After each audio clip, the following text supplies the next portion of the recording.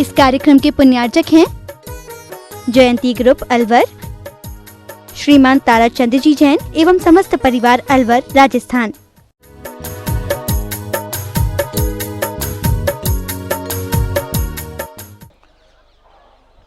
नमो अरिहंताणं,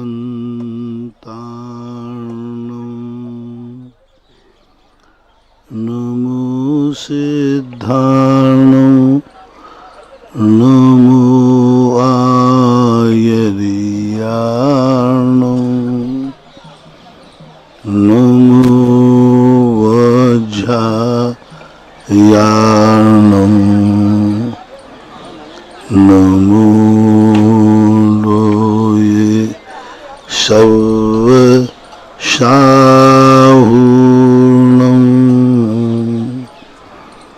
पंच परमेष्टि भगवान की जय हो।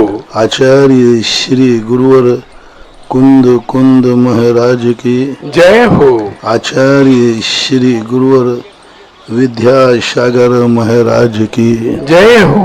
बोले परम पूज मुनि पुंगव 108 श्री सुधा सागर जी महाराज की, मुनि संघ की। सभी बंधुगण एक साथ मिलकर नमोस्तु करेंगे। नमोस्तु महाराज जी। जिज्ञासा समाधान के इस कार्यक्रम में आप सभी का स्वागत है। आज भी हम सीधे लाइव सेशन से प्रारंभ करेंगे और अनुरोध करेंगे जिनके भी प्रश्न हो वो हमारी टीम को लिखा दें।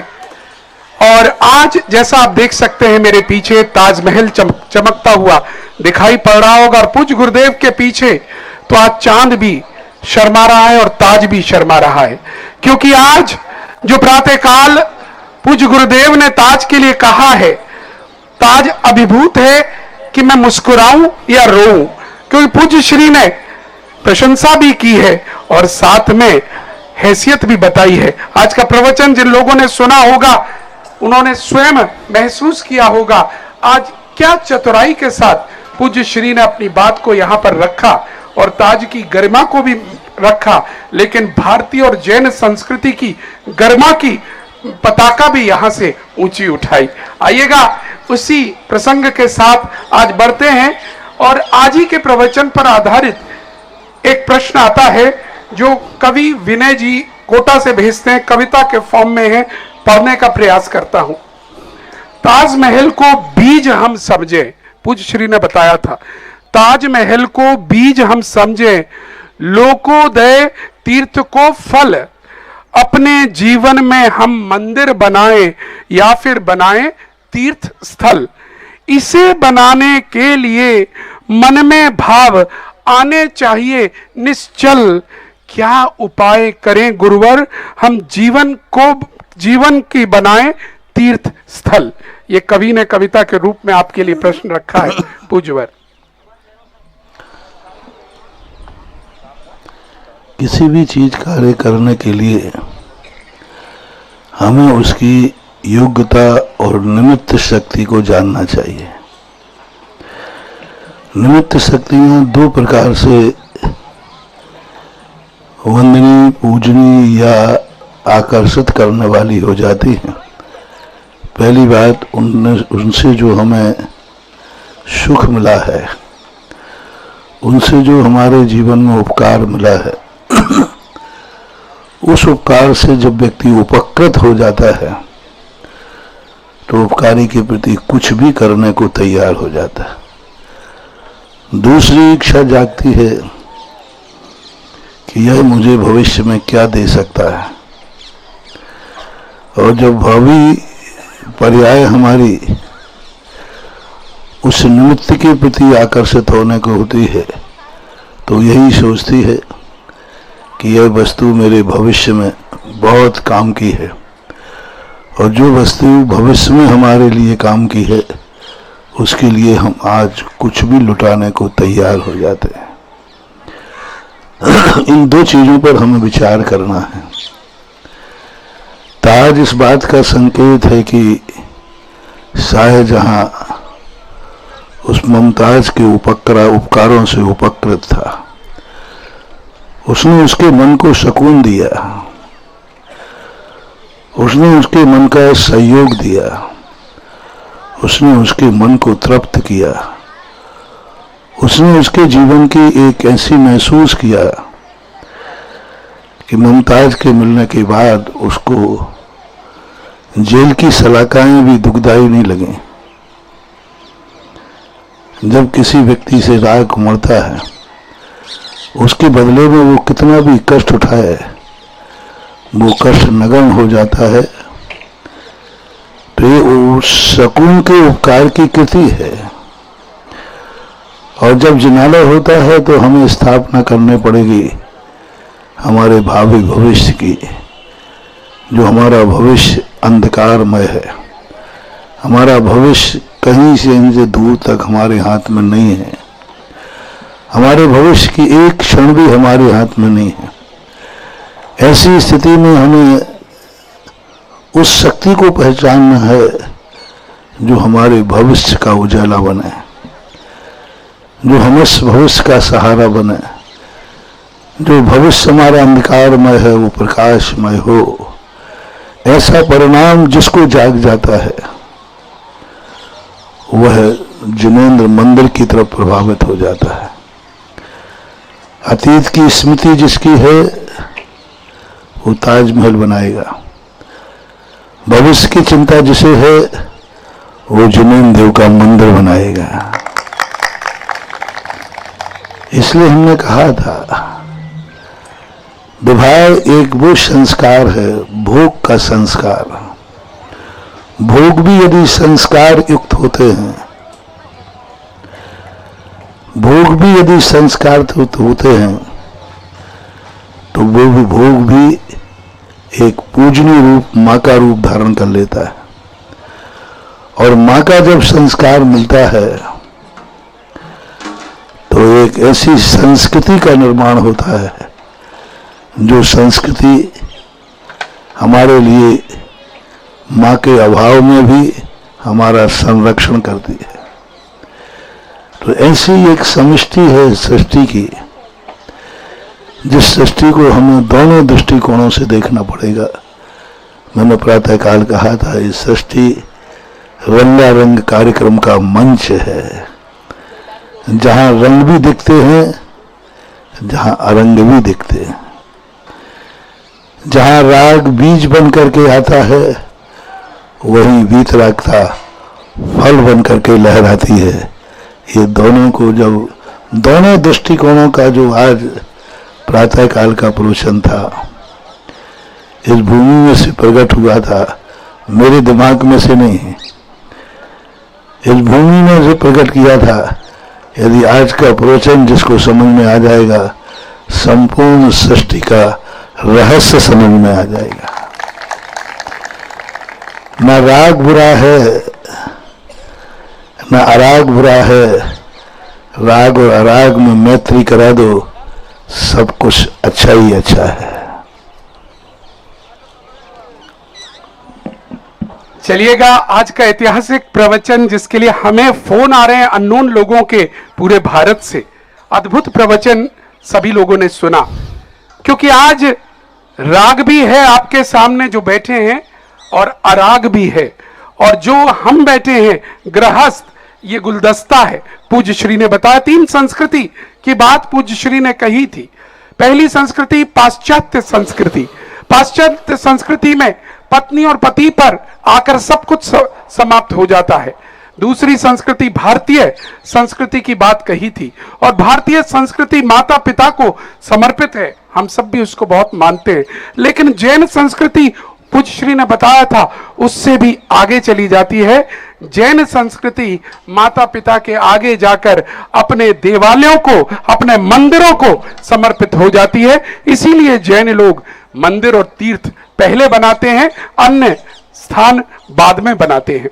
आइएगा, प्रश्न की श्रृंखला को आगे बढ़ाते हुए, और आज का प्रवचन कितना प्रभावशाली है कुछ देर में बताऊंगा।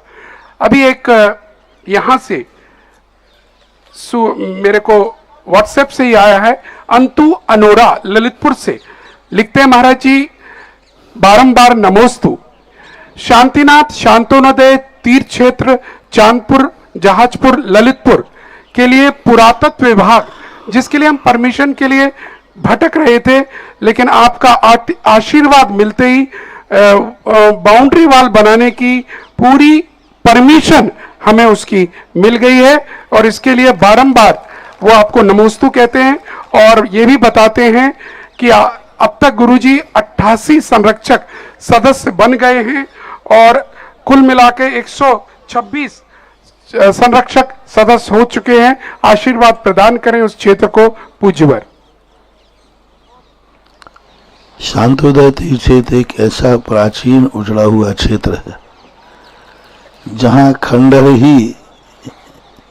खंडहर के ही अवशेष नहीं बचे। कुछ खंडहरों के चिन्ह वहां इतने छोटे थे, फिर भी ललितपुर की समाज ने, आसपास की समाज ने उन खंडहरों को जोड़ जोड़कर आज इतनी सालों से सुरक्षा की, खंडहरों की, बीहड़ की। एक व्यक्ति उजड़े हुए क्षेत्र की चौकीदारी कर रहा था। उससे पूछा, भाई क्या कर रहा है? बोले खेत की रक्षा कर रहा है। बोले खेत में तो कुछ है ही नहीं, खेत में तो कुछ है ही नहीं, फिर तुम किसकी रक्षा कर रहे हो? तो उसने कहा, कहीं खेत दुनिया इस योग्य ना बना दे कि कल के दिन हमें बोने की ताकत आए तो हम बो भी ना सकें। इसलिए खेत में तो कुछ भी नहीं है, लेकिन खेत में फसल होने की योग्यता है, वो योग्यता नष्ट ना हो जाए, इसलिए मैं उजड़े हुए खेत की रक्षा कर रहा हूं। शांतोदय एक ऐसा ही क्षेत्र जहां कुछ भी नहीं था। मैंने अभी कई सालों से, 30-40 सालों से कुछ भी नहीं था, जहां कोई सुरक्षा करने का सवाल ही नहीं उठता। फिर भी 50 सालों से लोग उसकी सुरक्षा करते रहे। अंत में आज उनकी सुरक्षा फलीभूत हुई कि आज उन्होंने इतनी बड़ी जगह लेकर आज उस तीर्थ से, उस भूमि पर एक शांतोदय महातीर्थ बनने की तैयारी शुरू हो रही है। मेहनत कभी विफल नहीं जाती, मेहनत में देर लगती है, समय लगती है। अच्छे कार्यों से लोग जल्दी घबरा जाते हैं और अच्छे कार्य थोड़े से कठिनाइयां तो आती हैं। माचिस की काड़ी जब जलती है तो पहले ज्योति नहीं निकलती, पहले धुआं निकलता है, और वो धुआं इतना तेज होता है कि आंखों को बुरा लगे तो कई लोग माचिस की काड़ी फेंक देते हैं। वे जिंदगी में कभी अपने दीप नहीं जला पाते, और जो कहते काड़ी की, प्रथम काड़ी का निकला हुआ धुआं सहन कर लेते हैं तो उसे दूसरे क्षण झकझक करती हुई ज्योति प्रकट होती है। तो जितने अच्छे कार्य होते हैं प्रारंभ में विघ्न लगते हैं, कभी कोई विघ्न डालता है, कभी कोई विघ्न आता है, कभी कोई खिसकता है, कभी कोई खिसकता है, कभी कोई कहता है कि ये है वो है। सब होने दो, होते रहते हैं, होने दो, सब कुछ होता है। एक ना एक दिन सारे विघ्न त्रोहित हो जाएंगे, तुम्हारे पुरुषार्थ सफल हो जाता है। कोशिश करने वालों की कभी हार नहीं होती। एक दाना लेकर चींटी दीवार पर चढ़ती है, 100 बार गिर करके संभलती है, गिरती है, चढ़ती है, गिर करके फिर चढ़ती है, आखिर उसकी मेहनत बेकार नहीं होती है। यही शांतोदय की है, उनकी मेहनत अब बेकार नहीं। धीरे धीरे जिस पुरातत्व को 30 साल लड़ते लड़ते हो गए, एक पत्थर नहीं लगाने दिया, लेकिन पीछे पड़े रहे, तो आज पूरी बाउंड्री बनाने का निर्देश, स्वीकृति मिल गई। आशीर्वाद। बहुत ही सुंदर अंतु जी, अनोरा और आपकी पूरी कमेटी को अब ये पता चला कि 30 साल से ये संघर्ष चल रहा था और आप लोगों ने पूज्य श्री का आशीर्वाद और हिम्मत लेके ये कार्य किया। आइएगा लाइव सेशन में चलते हैं सीधे, और अनुरोध करना चाहेंगे प्रथम जिज्ञासा आज की लेने के लिए श्रीमान सुशील जी जैन, सानोदा वाले सागर, आए और अपनी जिज्ञासा प्रस्तुत करें। मेरे पूरे परिवार के हृदय में विराजमान संत श्रोमणी आचार्य गुरुवर विद्यासागर महाराज की जय। आज ताज के सामने विराजमान बेताज बादशाह महाराज की जय। प्रभुवर, सुबह के प्रवचन का तो हमने यहाँ देखा भी 2-3 बजे से कितने लोग दंपति पति पत्नी या खड़े होकर फोटो खिंचवा रहे हैं। ये बड़ा आश्चर्य है। और हमारी बिटिया है नातन, और लगभग 4 साल की है। उसका नाम आचार्य सिंह ने आरिका नाम रख दिया उसका। उससे बोला तुम्हारा नाम आरिका है, तो कोई पूछता तो आरिका। और प्रवचन जब भी आपके टीवी में देखती है तो बराबर जैसे हम लोग नमोस्तु करते हैं ऐसे बैठ के घुटना के बाद नमोस्तु करती है। वो हम तो व्रतों में पहले कह रही थी लेकिन नहीं मिल पा मौका। उसका कहना ये है कि दादाजी आप जा रहे हो तो गुरुजी से हमें आशीर्वाद लाओगे क्या? हमने भैया हम आपकी तरफ से निवेदन कर लेंगे, नमोस्तु कर लेंगे, वो काम गुरुजी का है। तो ये तो हमें पक्का है कि गुरुजी आशीर्वाद देंगे, पर आशीर्वाद कैसा लाओगे? हमने बताओ कैसा? कह रहे जैसे गुरुजी अपने आचार्य श्री दोनों हाथ से आशीर्वाद दे रहे हैं ऐसा आशीर्वाद दिलवा देना हमारे लिए। अब जो महाराज के ऊपर है वो महाराज जी आशीर्वाद हमें ऐसा विश्वास है जरूर देंगे। आशीर्वाद। नमोस्तु भगवान, नमोस्तु, नमोस्तु भगवान, नमोस्तु। सुशील जी, अभी आपने कहा आपने प्रवचन नहीं सुने इसलिए आपने कहा यहां दंपत्ति फोटो खिंचवा रहे थे, उसको निषेध नहीं किया महाराज ने। आज की खास बात यह है लोग चौंके हैं। प्रवचन की भूमिका जहां से प्रारंभ हुई है गृहस्थ से हुई है, विवाह से हुई है, और उसको आखिरी में एक बात कही है, अगली बार जब पति पत्नी आए स्थान पर और पत्नी चिहुटी खींचे कि तुम ऐसा बनवाओगे क्या, ऐसा नहीं। अब हमारे यहाँ की महिला ऐसा नहीं कहेंगी, अब कहेंगी यहां तो ले आए लेकिन क्या लोकोदय जैसा तीर्थक्षेत्र इससे भी बड़ा बनवाओगे क्या? संदेश था आज के लिए, वो पूरा सुनिएगा, आप आनंदित हो जाएंगे। क्योंकि मुझे तो आनंद आया, हमारे आज 1,500-2 हजार लोग थे उनको भी आनंद आया, लेकिन पूरे विश्व भर से अब जो फोन आ रहे हैं उससे लग रहा है कि कुछ गजब हमें आज मिला है। चलिएगा, मैं बुलाना चाहूंगा मधु जी जैन जयपुर, आइए। और ठीक है, मधु जी जैन जयपुर आइए।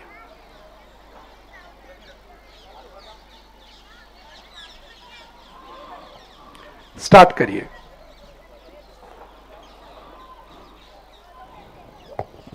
मेरे गुरुवर तीर्थ चक्रवर्ती ताज के सामने वीतरागी गुरुवर के चरणों में मेरे परिवार की ओर से बारंबार नमोस्तु, नमोस्तु, नमोस्तु। हे भगवान, मेरी एक जिज्ञासा है कि सभी सोनागिर जी में जाते हैं, वहाँ पे एक सिल्ला को बजाते हैं और कहते हैं कि ये सिल्ला बजती है, तो ये मुनवर ये सत्य है या भ्रांति, इस रहस्य को समझाने का कृपा करें। नमोस्तु भगवान, नमोस्तु, नमोस्तु, नमोस्तु। बहुत सारे पत्थरों में धातुएं होती हैं, जितनी धातुएं हैं वे सब प्राय कई धातु पृथ्वी काय होती है। लोहा भी पृथ्वी है, तांबा भी पृथ्वी है, पीतल आदि भी जस्ता आदि से बनते हैं। सोना पत्थरों में ही होता है, पाषाणेषु यथा हेम। तो कुछ पत्थरों में धातुओं का अंश होता है, तो जब उनको बजाते हैं तो कांसे के समान बजती है। तो कोई आश्चर्य नहीं है। एक नैनागढ़ करके क्षेत्र है एमपी में, वहां के एक भगवान की मूर्ति बजती है। कपड़ा भी आप जब फेरते हैं तो कपड़े की आवाज आती है।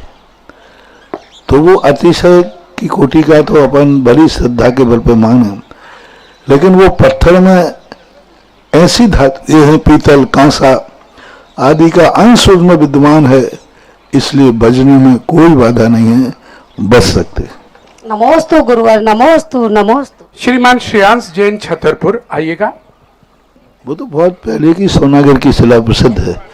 वो भजन में आते हैं ना, मैं सोनागिर जाऊंगी बजनी शिला बजाऊंगी, बहुत पुराना भजन है। गुरुदेव के चरणों में बारंबार नमोस्तु। सोनागिर मत जाए सजनिया, घर को बेघर हो जाएगा। ताती ताती गरम गरम करके कौन खिलाएगा, ऐसा भजन गाते। तो पुरानी है, वो बजती है, मैंने भी बजा के देखा है। जरा जोरदार तालियां तो बजाइएगा। पूज्य गुरुदेव के चरणों में बारंबार नमोस्तु। हमारी धर्मपत्नी ईश्वर बारा से राजल जैन के साथ परिवार की ओर से भी सादर नमोस्तु भगवान, नमोस्तु।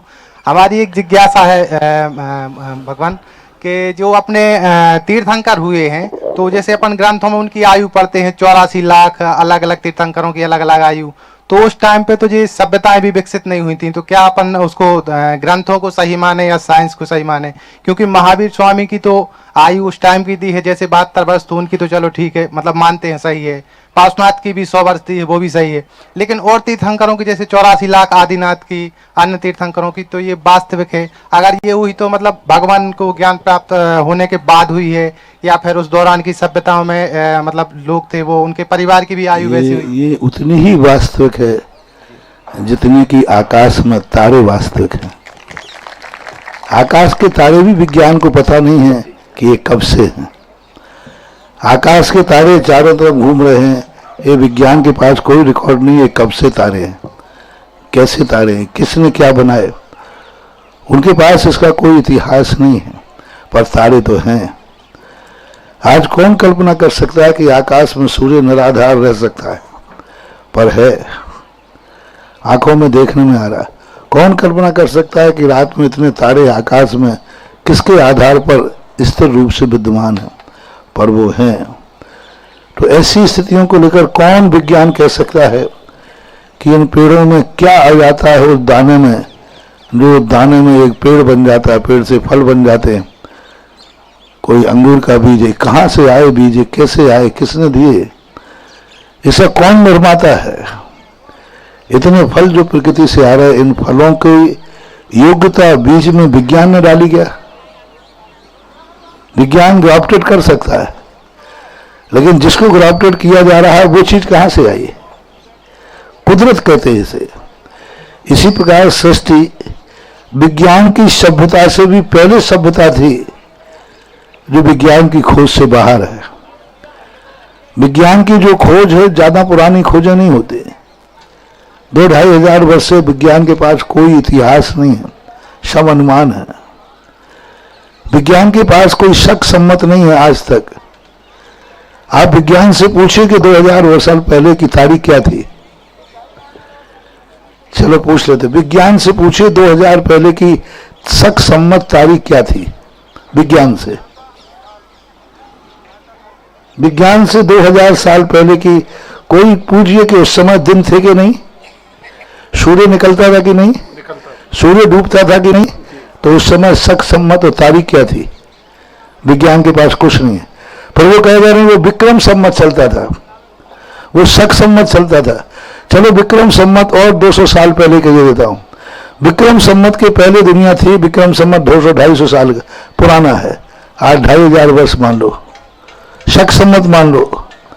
शक सम्मत के पहले कौन सा सम्मत था? दुनिया तो थी, पर सम्मत कहां है? यानी विज्ञान के पास 2-3 हजार साल पहले के कोई इतिहास नहीं है। आज विज्ञान से बात पूछिए कि 3000 वर्ष पहले कौन सी तारीख थी, क्या बोलते थे उसको, तिथि तारीख क्या बोलते थे? विज्ञान के पास कोई जवाब नहीं। 3000 वर्ष पहले कुछ था दुनिया में कि नहीं था? क्या था बोलो? दुनिया थी 3000। तो विज्ञान से पूछो ना क्या था, इतिहास बताओ ना यहाँ क्या था 3000 साल पहले, अनुमान से बताएगा। कोई तिथि तारीख उसके पास कुछ भी नहीं है। हमें विज्ञान कोई भी स्पष्टीकरण दे रहा है 2-3 हजार साल से ज्यादा का नहीं दे पा रहा है। फिर कल्पना कर लेता है कि विज्ञान अनुमान ये 5000 वर्ष पुराना है, ये पहाड़ इतने हजार अरब वर्ष पहले का है। क्या सबूत है आपके पास? मैंने पूछा कि आप कह रहे कि ये पहाड़ 1 अरब वर्ष का, क्या सबूत है? तो उन्होंने कहा ये पत्थरों में जो धारियां हैं ना, इन धारियों से अंदाज लगाते हैं कि इतने साल में इतनी धारी पड़ी तो इतने में कितनी पड़ेंगी। वारे माना कि वारे वार लाल भुलक्कड़, इतने साल में इतनी धारी तो इतने में कितनी पड़ी होंगी। तो ये अनुमान है, विज्ञान के पास कोई प्रमाण नहीं। 3000 वर्ष के पहले कोई दुनिया की ताकतें बता दे कि दुनिया में तिथि, शक सम्मत, तारीख, किस नाम से दुनिया की आयु जानी जाती थी कि इतने वर्ष के हो गए। विज्ञान से पूछ रहा हूं। तो क्या इसके पहले दुनिया नहीं थी? थी। तो सभ्यता से भी पहले दुनिया का जो इतिहास था उसको बोलते हैं धार्मिक इतिहास। 500 साल की 500 धनुष की काया होना, करोड़ लाखों वर्षों की उम्र होना कोई बड़ी चीज नहीं। आज विज्ञान को 15 फीट की मम्मी मिल गई। आई कोई कहे कि 15 फुट का भी कोई आदमी हो सकता है क्या? विज्ञान मजाक उड़ाता था, हो ही नहीं सकता। जब उनको 15 फुट की मम्मी मिली तब उन्होंने कहा नहीं 15 फुट, जब 15 फुट का मिल सकता है तो 3000 का भी मिल सकता है। सवाल खोजने की बात है। तो विज्ञान अभी अधूरा है। नमोस्तु भगवान, नमोस्तु। बस बहुत सुंदर ढंग से यहाँ पर प्रूव किया पूज्य श्री ने। आइएगा अगले प्रश्न के लिए मैं जिज्ञासा के लिए नाम लेना चाहता हूँ। दिल्ली रोहिणी से आई श्रीमती रजनी जी कासलीवाल। आइएगा जिज्ञासा लें। श्रीमती रजनी जी व्रती श्राविका हैं और आप पूज्यवर प्रणम्य सागर जी महाराज की अनंत भक्त हैं और अधिकतर समय आजकल इनका वहां बीतता है और आज पूज्य श्री के चरणों में नमन लेकर आई हैं।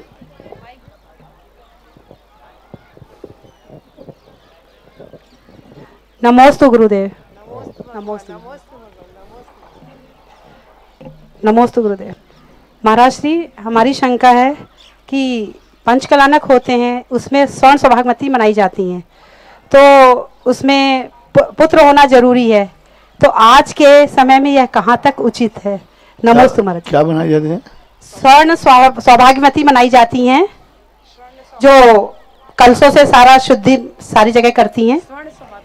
स्वर्ण सौभाग्यवती, अखंड सौभाग्यवती कह देते हैं उनको, वो कर तो पुत्र होना जरूरी है, उसमें कहा जाता है, वही बन सकती है। महाराज जी प्रतिष्ठाचार जो अखंड सौभाग्यवती बुलवाते हैं, हमारे हमने ऐसा शास्त्रों में नहीं पढ़ा, न ऐसा कोई बात देखने में आई है।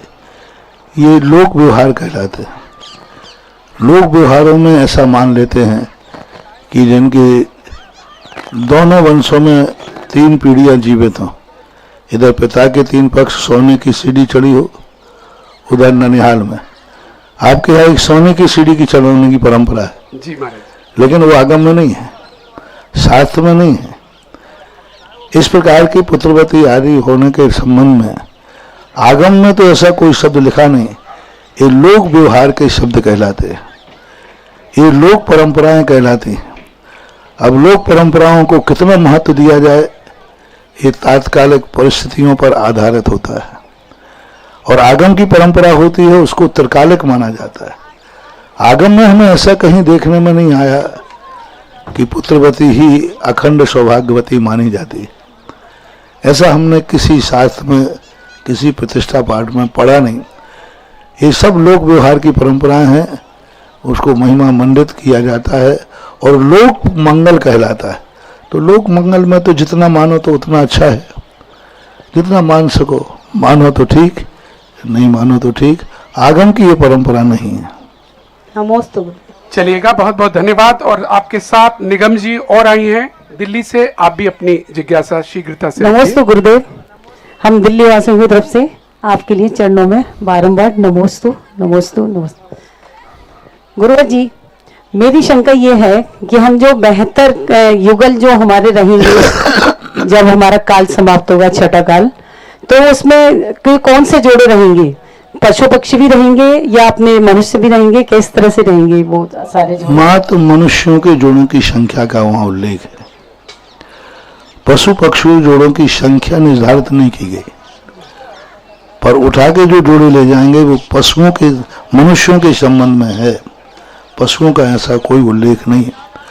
पशु तो स्वतः ही कुछ ऐसी स्थिति में भाग करके बच जाएंगे, लेकिन वो मनुष्यों का ही मानना चाहिए। नमोस्तु नमोस्तु।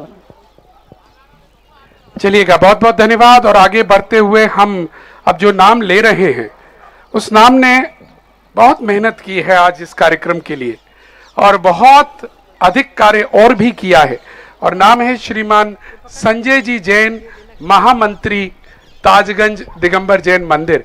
आपके पास माइक आए उससे पहले हम बता दें, ये और इनकी पूरी टीम ने जो इस आयोजन को सफल बनाया है, अगर आपको वाकई आनंद आया हो तो जरा जोरदार तालियां करिएगा। लेकिन आज इनको इसमें कोई आनंद नहीं आया। आनंद आया क्योंकि सौभाग्य मिला इन्हें आहार दान का, और आहार दान के आनंद के बाद आप नृत्य करते हुए बस आंखों में अश्रु लेकर एक ही बात कही, पूज्यवर जब आप आज उपदेश दे रहे थे कि मंदिर बनाओ, लोकोदय तीर्थ बनाओ, तो मन में बस यही भाव आ रहे थे, ये करना है। और आज जैसे ही आपका आहार दान हुआ, उसी समय इनके मुख से निकला, एक जिन मंदिर लोकोदय में 24 का, त्रिकाल 24 का, जिसकी राशि 200 कलश है, उसकी स्वीकृति इन्होंने अपने परिवार के साथ दी है। पहले मैं उनका नाम लूंगा, फिर आपकी जिज्ञासा करूंगा।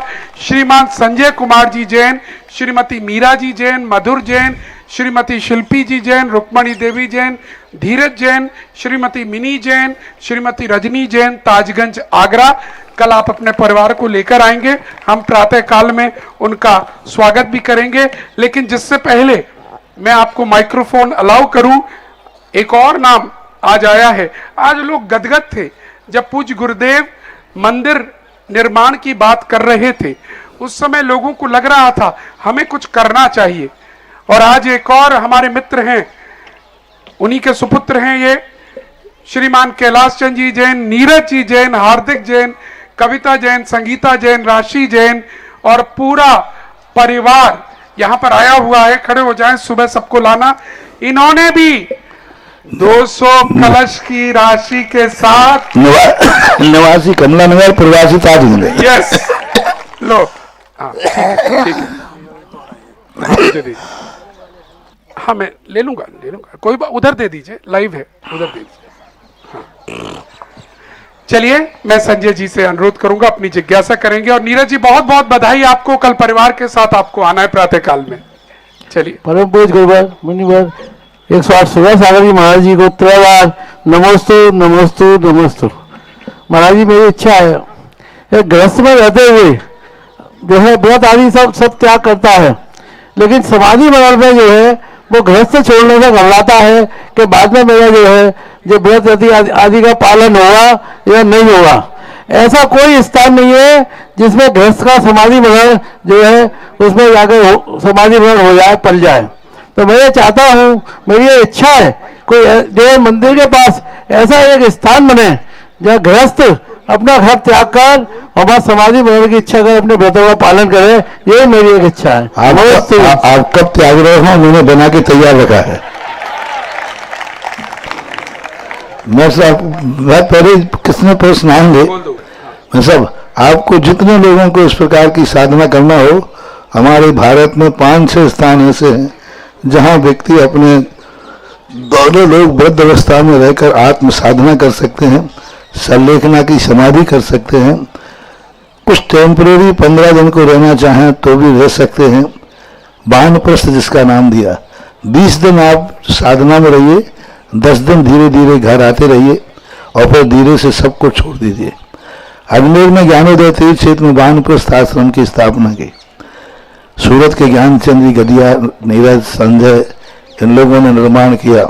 ऐसे ही पेयरों को जो जिंदगी के उपसंहार में घर गृहस्थी से निवृत्त होकर शांति के साथ जीना चाहते हैं, शांति से रहना चाहते हैं, वहाँ व्यवस्था है। और यदि उदासीन रूप में, बिल्कुल निर्वित रूप में रहना चाहते हैं तो तारंगा एक स्थान है गुजरात में, वहाँ पर उनके लिए व्यवस्था की जो उदासीन रूप से निर्वृत्ति मार्ग अपना कर रहना चाहते हैं। इन दो के अलावा और भी तुम्हें रहना है तो इंदौर लोकोदय में महाराज जी ऐसा स्थान एक बना दे आप, तो आगे वालों का उद्धार हो जाएगा महाराज जी। जब लोकोदय में देखो, अपन भविष्य की बात नहीं करे, जब मरेगी सासू जब आएंगे आंसू। अब लोकोदय जब बनेगा तब बनेगा, उसके लिए तो अब कितने समय लगेगा, क्या नहीं लगता। जो बन चुके हैं उनका लाभ लो, जो बन रहे हैं उसका आगे वाले लाभ लेंगे। हर चीज का समय होता है, लेकिन वो कोई बात नहीं, आपकी योजना है, आप वह कार्य करिए। और हम ऐसे स्थान का आप बनाने वाला लाइए और आज से उसका संयोजक संजय बाबू को बनाते हैं। जब क्षेत्र बनेगा, जमीन मैं तय कर दूंगा, उसको बनाने की सारी जिम्मेवारी आपके जिम्मे देते हैं। आप कहाँ से बनाओगे, वास्तु से मैं बता दूंगा, सब कुछ बनाऊंगा। क्योंकि हमारे यहाँ एक स्थान थे, जो बोले सो साकर खोले। नमोस्तु भगवान, नमोस्तु भगवान। और बिल्कुल महाराज जी, सही व्यक्ति की ओर आपकी नजर पड़ी है। आज संजय जी ने अगर ये बात कही है तो निश्चित तौर पर हम इन सब टीम हैं आगरा में, और अगर संजय जी कुछ सोच रहे हैं तो हम सोच रहे हैं, अपन मिलकर सोच रहे हैं, और निश्चित तौर पर आपकी योजना पर भी अमल करेंगे। लेकिन इस बीच में हमारे मध्य अतिथिगण आए हुए हैं। सबसे पहले मैं बुलाना चाहूंगा हमारे यही ताजगंज के सीओ सुरक्षा, जिन्होंने बहुत अच्छी यहाँ पर पूरी व्यवस्थाएं बनाई हुई हैं, श्री रोहित जी और दुर्गेश जी, यहाँ पर आइएगा और पूज्य श्री के समक्ष श्रीफल अर्पण करके, हमारे यहाँ श्रीफल अर्पण किया जाता है, कोई बात नहीं है, तो आप बस नमन करिएगा और उनका स्वागत करिएगा। आइएगा, आइए, कोई बात नहीं। और आप लोग भी सब जोरदार तालियों के साथ स्वागत कीजिएगा। आप जानते हैं यह क्षेत्र बहुत हाईली सुरक्षित क्षेत्र है, और यहाँ पर ये लोग जब आते हैं, ड्यूटी देते हैं, तो बहुत इंपॉर्टेंट लोग होते हैं और सबसे अच्छे जवानों को भेजा जाता है। जोरदार तालियों के साथ इनके साथ। इसी के साथ मित्रों, आज एक और प्रसंग हमारे बीच में आया है, और प्रसंग बड़ा ऐतिहासिक है, जहां ताज की नेपथ्य में पूज्य गुरुदेव विराजित हैं। वहीं पर एक शुभ समाचार लेकर हमारे मित्रगण आए हैं, जिनका नाम मैं लूंगा, लेकिन वो शुभ समाचार ये आया है कि पूज्य गुरुदेव अयोध्या का राम मंदिर, जिसके लिए आप सब संतों की बड़ी कृपा रही है, वो राम मंदिर बिल्कुल बनकर तैयार है, और आगामी जनवरी के माह में उस राम मंदिर का शुभारंभ होने जा रहा है। और पूरी टीम विश्व हिंदू परिषद की यहां पर आई है। पूज्य गुरुदेव, पूरे भारत से बड़े बड़े संतों को बुलाया जा रहा है। आप दिगंबर संत के महान संत हैं, बड़ी प्रसन्नता होगी कि आप अयोध्या चलिएगा और इस उद्घाटन समारोह में आप भी वहां पर विशिष्ट अतिथि के रूप में रहिएगा। ये भावना लेकर आए हैं विश्व हिंदू परिषद के प्रांत संगठन मंत्री राजेश जी, प्रांत उपाध्यक्ष श्री सुनील जी, विश्व हिंदू परिषद के प्रांत सह मंत्री श्री राकेश जी त्यागी, प्रांत संयोजक बजरंग दल दिग्विजयनाथ तिवारी जी, और आगरा पश्चिम जिला अध्यक्ष विश्व हिंदू परिषद श्री विनोद जी, और साथ ही में हमारे बीच में माननीय गुटियारी लाल जी दुबेश, पूर्व विधायक के सुपुत्र श्री रविकांत जी दुबेश भी यहाँ पर आए हुए हैं। हम अनुरोध करेंगे वह भी यहाँ पर साथ में पधारें और पूज्य श्री का आशीर्वाद प्राप्त करें। और उनको लेकर साथ में जा रहे हैं श्री प्रवीण जैन जी, पूर्व पार्षद छिपीटोला, दीपक जैन जी हमारे सहयोगी, और आप कृपया करके आशीर्वाद दिलाएं और चलिएगा। इसी के साथ अब हम अपनी अगली जिज्ञासा की ओर बढ़ना चाहेंगे। शीघ्रता से प्रवीण जी, शॉर्ट। हाँ, इस समय हमारा जिज्ञासा भी चलता रहे, आपका काम भी। और हम बुलाना चाहेंगे कमला नगर से सविता जी जैन, कृपया आए और अपनी जिज्ञासा प्रस्तुत करें। श्रीमती सविता जी जैन। अच्छा, प्राण प्रतिष्ठा है, बहुत अच्छा, बहुत अच्छा।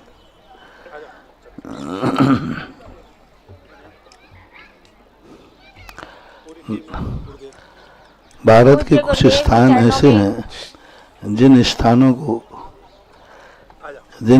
को हम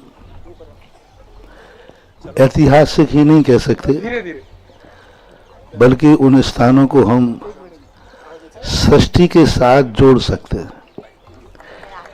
ऐतिहासिक घटना होती है, ऐतिहासिक संरचना होती है, लेकिन सृष्टि ऐतिहासिक नहीं होती, सृष्टि शाश्वत होती है। भारत के कुछ ऐसा एक भी दर्शन नहीं है जिस दर्शन से, भारतीय दर्शनों की बात कर रहा हूं, जिसका संबंध अयोध्या से ना हो। अयोध्या एक भारत का ऐसा शाश्वत स्थान है जो प्रलय के बाद भी नष्ट नहीं होता। जैन पुराणों में अयोध्या के संबंध में बहुत बड़ी स्थिति आई। जितने भी तीर्थंकर अनंत काल से जन्म लेते अयोध्या में ही लेते, शम्य शिखर से निर्माण प्राप्त करते। और हमने एक बार कहा था भारत देश आत्मीयता किनकी है?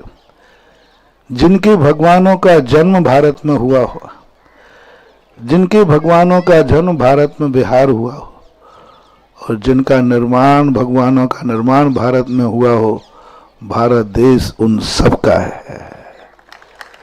और हमारे भारत देश के हिंदू, जैन, इन सभी के भगवानों ने जन्म भारत भूमि पर लिया, विचरण भी किया और अंत में निर्माण भी इसी भूमि से किया। कुछ लोगों ने, कुछ की स्थिति ऐसी शाश्वत बन गई अयोध्या के ऊपर कि जैन पुराण में जब हमने अयोध्या का इतिहास पढ़ा, मन गदगद हो गया और श्रद्धा से अभिभूत हुआ। एक समय सभी संप्रदाय में, अपने भारत के जितने संप्रदाय हैं, प्रलय आते रहते हैं। एक समय इस सृष्टि पर प्रलय आएगा और वो प्रलय इतना भयानक होगा कि सब कुछ समाप्त हो जाएगा। फिर इसके चिन्ह क्या बचेंगे जब कुछ समाप्त हो जाएगा? मात बचेगी तो अयोध्या का स्थान। अयोध्या के नीचे एक स्वर्णमयी नंद्या व्रत है। जब आकाश से आग और पृथ्वी बरसेगी, सब स्वाहा हो जाएगा। वो नंद्याव्रत जो नीचे बना हुआ है, स्वर्णमय कृत्रिम, वो अयोध्या के मध्य में है। वो निखर करके ऊपर आएगा। उसी समय आकाश से देवता लोग उस नंद्याव्रत की पूजा करेंगे और जैसे ही नंद्याव्रत की पूजा होगी तैसे ही सृष्टि का प्रलय खत्म होगा और पुनः मानव संरचना शुरू होगी। यानी सृष्टि मिटती है तो उसके निर्माण का मूल स्रोत मिलता है अयोध्या से।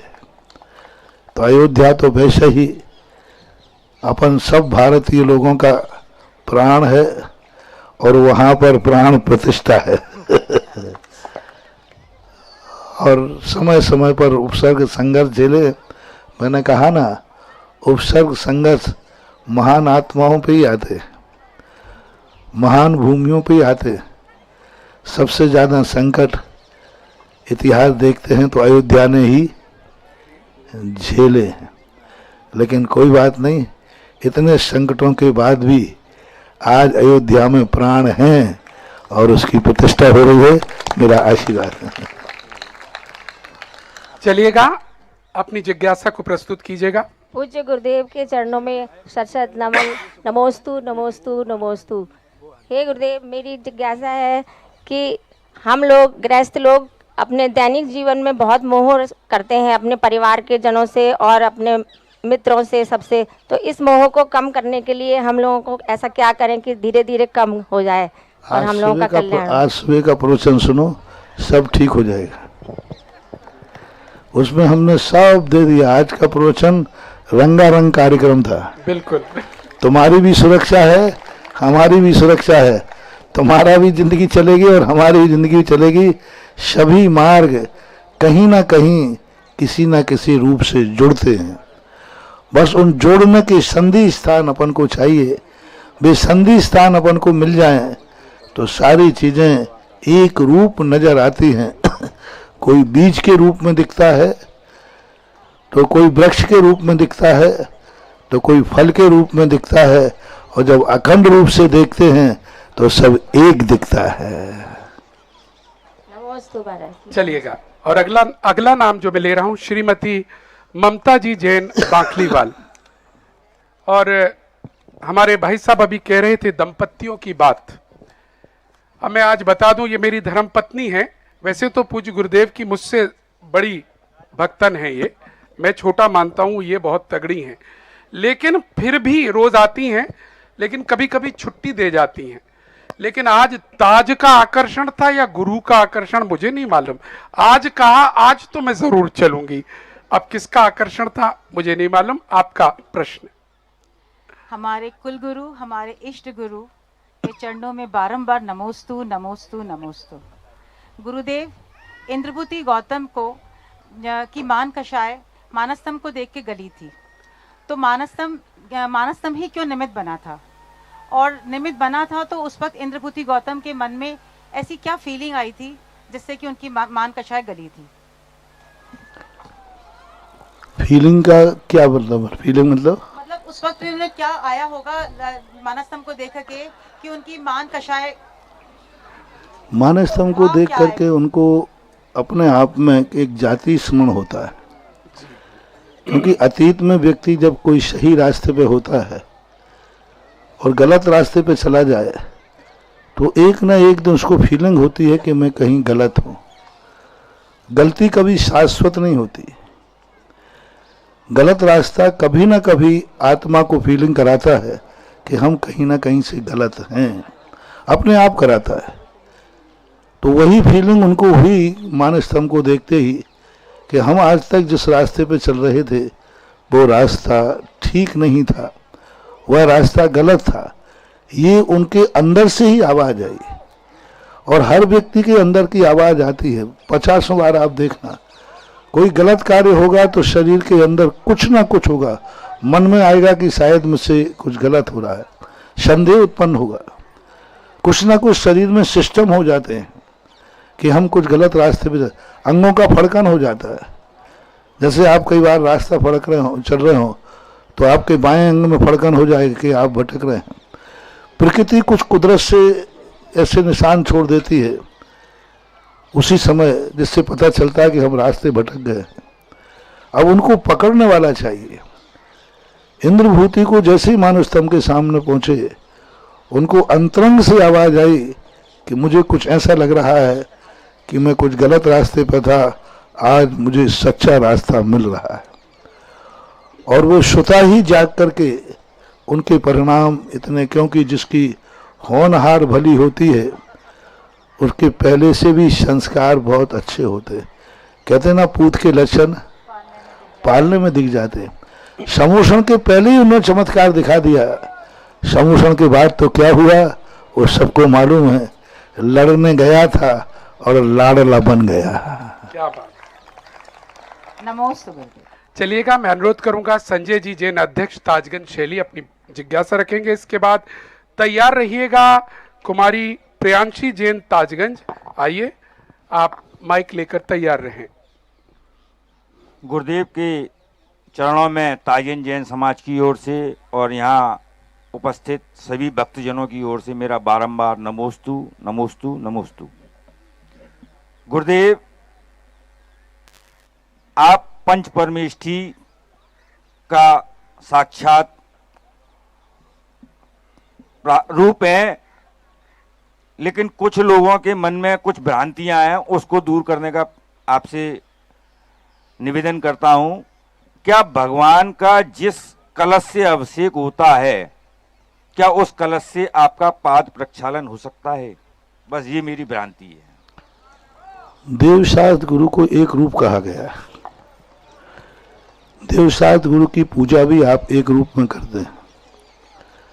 जब स्थापना आप करते हैं तो देवशास्त्र गुरु की एक ही ठोने में करते हैं। पूजा भी जब करते हैं तो थाली में अर्घ्य भी देवशास्त्र गुरु का एक ही थाली में चढ़ाते हैं। तो देवशास्त्र गुरु की पूजा या अनुष्ठान में कलशों का या द्रव्य की थाली का उपयोग करने में कोई बाधा नहीं, लेकिन आहार में प्रयोग नहीं करेंगे, क्योंकि आहार में वह बर्तन प्रयोग में आता है जो गृहस्थ के उपयोग में आता है। गृहस्थ जिन बर्तनों में आहार करता है उन्हीं बर्तनों को मांजने के बाद उन्हीं बर्तनों से साधु आहार करेगा। भगवान के अभिषेक आदि बर्तनों से नहीं, लेकिन भगवान के जिन बर्तनों से अभिषेक पूजन होता है उन्हीं बर्तनों से गुरु का अभिषेक पूजन करने में कोई बाधा नहीं है। तीनों देव शास्त्र गुरु पूजा के मामले में एक रूप बनाए गए हैं। चलिए संजय जी, मैं समझ सकता हूं अध्यक्ष और मंत्री के पास बहुत समस्याएं आती हैं, और आपके पास तो आज गुरु थे, आपने छोड़ा नहीं, तुरंत ले लिया। बहुत बढ़िया, जरा तालियां इनके लिए भी बजा दीजिएगा। और प्रियांशी, कुमारी प्रियांशी का नाम लिया था, पहुंचाइएगा सीधा यहाँ पर। इसके बाद तैयार रहिएगा श्रीमती आशु जैन ताजगंज। महाराज जी के चरणों में मेरा त्रिवार नमोस्तु महाराज जी, नमोस्तु महाराज जी, नमोस्तु महाराज जी, नमोस्तु महाराज जी। मेरा प्रश्न ये है कि हमारे मंदिर में भक्तांबर पाठ बहुत भव्य तरीके से किया जाता था, जिसमें एक एक श्लोक बोला जाता था, फिर उसमें एक एक परिवार भक्ति पूर्वक दीपक जलाने के लिए आता था। तो वो एक श्लोक होता था, फिर भक्ति होती थी, एक श्लोक होता था, भक्ति होती थी। तो महाराज जी ये करना सही है कि नहीं, कि भक्तांबर के बीच में भक्ति चल रही है, ऐसा करना सही रहेगा कि नहीं? भक्तांबर को दो रूप में देखना चाहिए, एक अनुष्ठान और एक सांस्कृतिक कार्यक्रम। जब किसी भक्ति को हम सांस्कृतिक कार्यक्रम बनाते हैं तो उसके बीच में आप भक्ति कर सकते हैं, नाच गान कर सकते हैं। लेकिन जब किसी भी चीज़ का हम पाठ करते हैं तो पाठ के रूप में और अनुष्ठान के रूप में बीच में रुकावट नहीं आना चाहिए, पाठ अखंड रूप होना चाहिए। जब हम दीप पूजन करते हैं रिद्धि का तो अखंड रूप में होना चाहिए, बीच में सांस्कृतिक कार्यक्रम नहीं होना चाहिए, क्योंकि वो एक अखंड अनुष्ठान है। बीच में तुम कोई भी भजन गा रहे हो, बीच में तुम फिल्मी दुनिया के गाने गा रहे हो, फिल्मी दुनिया में और भी नाच गान कर रहे हो, और वहाँ वो जो मूल सूत्र है वो अपने आप में अंतराल को प्राप्त हो जाएगा। जैसे हम नमोकार मंत्र को सांस्कृतिक कार्यक्रम के रूप में हम कितने भी बीच में पढ़ सकते हैं, लेकिन माला के बीच में आधी माला फेर के फिर नाचने लग जाए, आधी माला फेर के फिर भजन गाने लग जाए, तो पाठ के रूप में जब आप दीप प्रज्वलन करेंगे, रिद्धि मंत्र पढ़ेंगे, तो रिद्धि मंत्रों के साथ में अखंड पाठ ही होना चाहिए। फिर उसको अखंड दीप प्रज्वलन का रूप न लेकर के भक्तांबर सांस्कृतिक कार्यक्रम, भक्तांबर के साथ सांस्कृतिक कार्यक्रम करो ना, कोई आपत्ति नहीं है। विधान में आप गाइए, विधान में आप गा सकते हैं। जैसे भक्तांबर विधान कर रहे हैं तो भक्तांबर विधान के बीच में आप खूब गाइए, कितना भी अंतराल करिए, कोई बाधा नहीं है। लेकिन भक्तांबर जब आप पाठ कर रहे हैं, मंत्रों का दीप पूजन कर रहे हैं, तो मंत्रों के बीच में किसी भी प्रकार का सांस्कृतिक कार्यक्रम नहीं होना चाहिए, क्योंकि वो एक जाप है, वो एक ऐसा अनुष्ठान है जिसमें हमें मंत्रों को और भक्तांबर के स्कूल से जोड़ना है, और जो भजन आएंगे उनसे उपयोग बढ़ जाएगा, सबका उपयोग बढ़ जाएगा। जो भक्ति में रंगा हुआ है वो नाच गान में अटक जाएगा, इसलिए वो परंपरा ठीक नहीं है, बंद होना चाहिए। लेकिन भक्तांबर का सांस्कृतिक कार्यक्रम आप करें तो बिना दीप पूजन करके शौक से जलाएं, फिर रिद्धि मंत्र नहीं पढ़ें, फिर आप अपने जलाते जाए, कितने भी जलाएं। ऐसा। धन्यवाद प्रियांशी, बहुत सुंदर प्रश्न आपका। पूरा भारत सुन रहा, पूरा विश्व सुन रहा है, क्योंकि यह गलती हमसे हो जाती है अक्सर, जो प्रियांशी ने इंगित की है। जब अनुष्ठान कर रहे हैं तो उसको अनुष्ठान से करिएगा, बाकी सांस्कृतिक कार्यक्रम सामान्य तर्ज पर हम कर रहे हैं तब आप कर सकते हैं। अगला नाम मैं ले चुका हूं, श्रीमती आशु जैन ताजगंज, लीजिएगा शीघ्रता से। इसके बाद तैयार रहिएगा श्रीमती मेघना जी बेनाड़ा, आप भी इशारा करके रखिएगा, पास में ही है, कोई बात नहीं। हाँ, शीघ्रता करें, समय हम पर कम है। गुरुवर श्री के चरणों में मेरे और मेरे परिवार की तरफ से त्रैवार नमोस्तु नमोस्तु नमोस्तु। गुरुदेव, कहीं पढ़ने में आया था कि पैसा मानव इतिहास की सबसे खराब खोज, लेकिन मनुष्य के चरित्र को परखने की सबसे विश्वसनीय सामग्री। तो गुरुदेव, पैसे को किस संदर्भ में लिया जाए, क्योंकि समझना बहुत मुश्किल है। पैसा कोई चीज है ही नहीं, पैसा एक विनिमय की दृष्टि से आया था। विनिमय आने पहले इसका नाम था विनिमय। हमारे यहाँ पहले शास्त्रों में वस्तु विनिमय होता था, जिसके पास जो चीज़ है वो बदले में वो चीज़ दे देता था, बदले में वो दूसरी चीज़ ले लेता था। धीरे धीरे वस्तु का आदान प्रदान थोड़ा कठिनाई पड़ने लगी, तो बीच में मुद्रा आई। मुद्रा एक विनिमय चीज़ है, जो आदान प्रदान करने के लिए, आवश्यकताओं की वस्तुओं के लिए बीच में एक माध्यम है। धीरे धीरे इस मुद्रा ने पूंजी का रूप धारण कर लिया। धीरे धीरे मुद्रा ने जब कोष धारण करने लगा, जब मुद्रा नकली बनने लगी, तब जाकर के इस समस्या बन गई। पहले स्वर्ण मुद्रा होती थी, उसके लिए स्वर्ण मुद्रा के लिए कोष इकट्ठा नहीं करना पड़ता। जितने की सोने की मुद्रा है वो सोने की मुद्रा अपने आप में है, राजा को कोष जमा करने की जरूरत नहीं है। लेकिन अब कागज का नोट आ गया, अब कागज का नोट जब आया तो उतना सोना सरकार को इकट्ठा करना पड़ता है, और इसी कागजी नोटों के कारण से आज हमारी भारत का मुद्रा का मूल्यांकन कम है, अमेरिका के डॉलर का ज़्यादा है। दोनों कागज ही है, लेकिन उनका मूल्यांकन ज़्यादा है क्योंकि उनके कोष में सोना ज़्यादा है, हमारे कोष में सोना कम है। नोट का कागज से नहीं नापा जा रहा है, सोने से नापा जा रहा है। और पहले मुद्रा ही सोने की होती थी। स्वर्ण मुद्राएं, रजत मुद्राएं हट जाने के बाद पंचम जहाज चांदी के थे। सरकार को कोई कोष नहीं रखना, आपके पास जो मुद्रा है वही उतनी मूल्यवान है। लेकिन आज जो मुद्रा है हम सरकार से उसके बदले में सोना मांग सकते हैं। तो जब से ये कागजों की मुद्राएं चली हैं तब से ये मुद्राएं एक पूंजी का रूप, एक अनेक अनर्थों का रूप बनती जा रही हैं। लेकिन फिर भी धन बुरा हो भला कहिए, धन बुरा भी है और धन भला भी है। बस थोड़ा सा सज्जनता यदि व्यक्ति के अंदर आ जाए, जिसके पीछे कोई गाइड, जो अपने गाइड के पीछे चलता है, उसके लिए धन कभी बुरा नहीं होगा। और जो बिना गाइड के चलता है, धन एक दिन उसको नाली में गिरा देता है। इसलिए धन के साथ संस्कार और संस्कृति चाहिए। आज प्रातःकाल मैंने कहा था कि भोग के साथ कर्म और कर्म के साथ योग, ये तीन संस्कृतियां हैं, एक साथ होना चाहिए। दंपत जीवन है आपका गृहस्थ का, लेकिन उसके साथ माँ बाप की छाया होना चाहिए। माँ बाप के पास एक गुरु और भगवान की आराधना होना चाहिए। ये तीनों संस्कृतियां एक साथ मिलकर के चलेंगी तो कितना भी धन आ जाएगा, वो धन विनाश नहीं करेगा, धन से विकास हो सकता है।